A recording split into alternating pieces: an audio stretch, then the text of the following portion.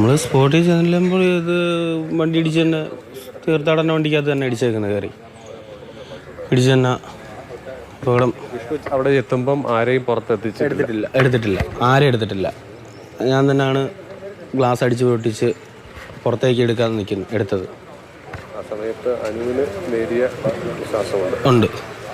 അനുവിന് ഇവിടെ കൊണ്ടുവരുമ്പോൾ ജീവനുണ്ട്. സംസാരിക്കത്തില്ല, ശ്വാസം എടുത്ത് വിടുന്നുണ്ടായിരുന്നു. ഇവിടുന്ന് ഇവിടെ രണ്ടാമത് ഞങ്ങൾ വന്നപ്പോഴാണ് അറിയുന്നത് 108 ഇവിടുന്ന് കൊണ്ടുപോയപ്പോൾ പകുതിക്ക് വെച്ച് മരണപ്പെട്ടെന്ന്. തൊറ്റി ചെല്ലുന്ന വിഷ്ണു വീണ്ടും ആ സ്ഥലത്തേക്ക് എത്തുമ്പോഴും ബാക്കി അവശേഷിച്ച് എത്ര പേരാണ്? 3 പേര്. 3 പേരായിരുന്നു. 3 പേര്. ബാക്കിയുള്ളവരുടെ അവസ്ഥ ഓൾറെഡി തന്നെ മരണപ്പെട്ടു എന്ന് തന്നെ കണക്കാക്കാം. അതേ രീതി കിടക്കുമായിരുന്നു. ഓപ്പൺ ചെയ്യാൻ പറ്റത്തില്ലായിരുന്നു വണ്ടി. ഫ്രണ്ടിൽ എടുക്കാൻ പറ്റത്തില്ല, ആ രീതി ചുരുണ്ടുപോയി വണ്ടി. കാരണം ഒരാളെ കിട്ടി ഞങ്ങൾ എല്ലാവരും കൂടി എടുത്തുകൊണ്ട് വരിക തന്നെ ആയത്. പിന്നെ ഫയർഫോഴ്സ് വന്നാണ് ബാക്കി 3 പേരെ എടുത്തത്. വാഹനം വെട്ടിപ്പൊളിച്ച് തന്നെ എടുക്കുകയത്.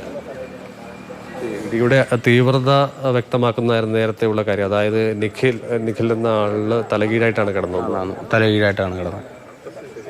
അതിനെക്കുറിച്ചൊന്നും കാഴ്ച ചെല്ലുമ്പോൾ പെൺകുട്ടിയാണെങ്കിൽ ഇടത്തെ സൈഡ് ഡോറിനോട് ചേർന്ന് ചരിഞ്ഞ് തന്നെ കിടക്കുമായിരുന്നു. ഗ്ലാസ് ഡോർ ഓപ്പൺ ചെയ്യാൻ പറ്റത്തില്ല.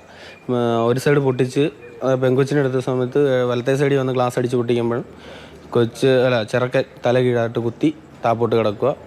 ഡ്രൈവർ വണ്ടി ഓടിച്ച ഒരാൾ ഈ പുള്ളിക്കാരൻ്റെ മണ്ടയിലോട്ടാണ് കിടക്കുന്നത്. ഒരാൾ ഇടത്തെ സൈഡിലെ ഒരാൾ മുമ്പിലോട്ട് സീറ്റ് കയറി ജാമായി. ആ സൈഡ് മൊത്തം ജാമായിട്ട് കിടക്കുമായിരുന്നു.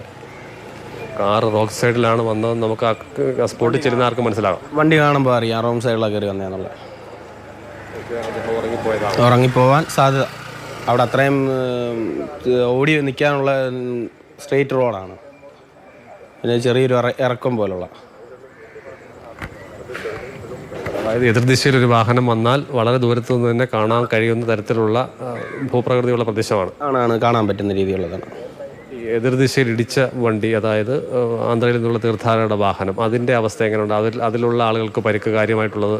അത് ഈ 1-2 പേർക്ക്. ഒരാളുടെ കാലിന് മുറിവുണ്ട്. പിന്നെ അല്ലാതെ വേറെ ആർക്കും അതിനകത്ത് പരിക്കില്ല. വണ്ടി പൂർണ്ണമായിട്ട് അതും തകർന്ന് കിടക്കാം. ഈ അവസാനത്തെ ആളിനെ പുറത്തെത്തിച്ച് ഉദ്ദേശിച്ച സമയമായിട്ടുണ്ട്? 5:30 കഴിഞ്ഞാണ്. അത്രയും പാടായിരുന്നു എടുക്കാൻ. അതായത് അപകടം നടന്ന ഏറെക്കുറെ 1.5 മണിക്കൂർ സമയം കഴിയുമ്പോഴാണ് എടുക്കാൻ പറ്റിയത്. അത്രയ്ക്ക് വണ്ടി പൂർണ്ണമായിട്ട് തകർന്നു പോയി. വിഷ്ണുവാണ് രക്ഷാപ്രവർത്തനത്തിൻ്റെ ഭാഗമായ ആംബുലൻസിൻ്റെ ഡ്രൈവർ കൂടിയാണ്.